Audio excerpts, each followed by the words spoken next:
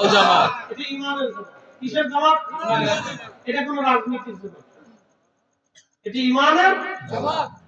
এটা কিয়ামত পর্যন্ত টিকে থাকবে। আমরা সেই দল। আলহামদুলিল্লাহ বললেন না? আলহামদুলিল্লাহ। আপনাদের কি কেন বুঝাইতে পারছি ইনশাআল্লাহ? ইনশাআল্লাহ।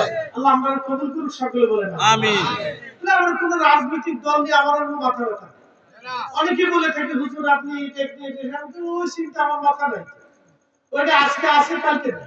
কিন্তু আহলে সুন্নাত ওয়াল জামাত গতকাল ছিল, আজকে আছে, আগামী কালও থাকবে। জি কেমন ওটা আমার সত্য না।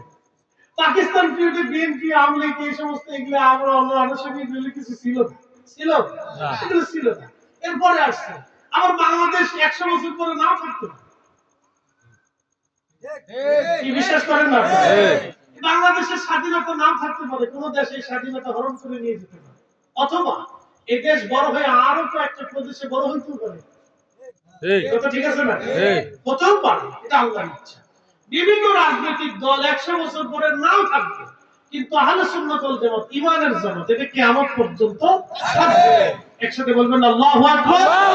না না জোরে বলেন আল্লাহু আকবার। কারণ ইতিপূর্বে রাজনৈতিক জামাত মুঘলদের সময় বাংলাদেশে যত রাজনৈতিক দল আছে মুঘলদের সময় একটাও ছিল না, সালতানাতে একটাও ছিল না, নবাবী আমলে একটাও ছিল না, আপনার ব্রিটিশ আমলে একটাও ছিল না, পাকিস্তান পিরিয়ডেও ছিল না, তেমন ছিল না। বাংলাদেশ পিরিয়ডে আসছে, কিছু আছে, 100 বছর পরে থাকবে না। কিন্তু আহলে সুন্নাত ওয়াল জামাত আগেও ছিল, এখনো আছে, আগামীতে থাকবে। কারণ এটা ওলিদের জামাত, আর ওলিরা কিয়ামত পর্যন্ত টিকে থাকবে।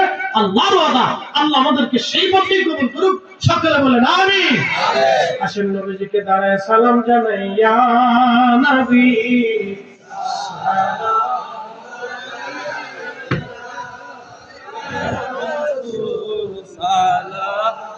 মালাইকা সালাম আলাইকা সালাওয়াতুল্লাহ আলাইকা সাইয়্যিদি ইয়া রাসূলুল্লাহ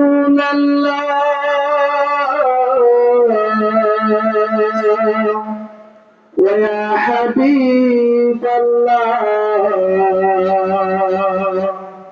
নবীজি গো ওগো দয়াল নবীজি, নবীজি গো ওগো মায়ার নবীজি,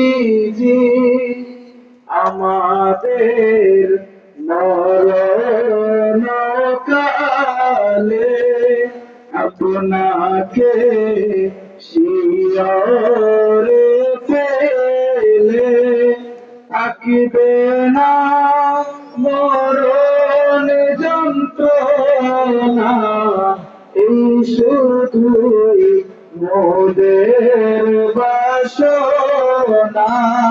ইয়া নবী সালাম আলাইকা, ইয়া রাসূল সালাম আলাইকা, ইয়া হাবিব সালাম